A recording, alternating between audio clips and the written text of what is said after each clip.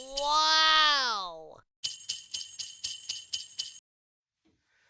Hello, and welcome to this exciting episode of Andy's Road Trip. Can't you see the excitement? Anyway, we are on number 6 today, and that means the Euclid dump truck. And I hope I'm pronouncing that correctly. This model was designed by Jack Odell, and it's valued at roughly $175. And we're going to take it on location to a construction site. So let's go take a look at it.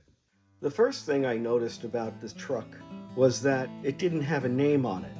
Deep inside the cab, it does read Lesney, England, but there is no base. I also really like the attention to detail. Remember, this is one of the early models. We have gray metal wheels, and I am very proud of the condition of my box. So you remember that Lesney Smith and Rodney Smith licensed the term Matchbox, but there was a third party behind the scenes. In addition to Moko providing the funding, Jack Odell enters, and he's a good salesman, and he's a German fellow, and in Germany at that time, they were manufacturing small toys and placing them in boxes the size of matchboxes. So Leslie and Rodney licensed the term Matchbox, and Jack Odell started designing.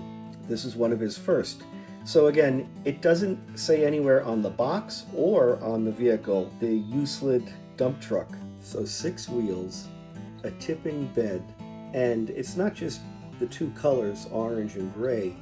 There's also a hint of gold painted in there. A little bit right behind the cab, and the front grille. The Euclid dump truck does become a popular piece for Matchbox, and they do continue it for many years. So we're at the weigh station. Ooh, a hefty 0.9 ounces.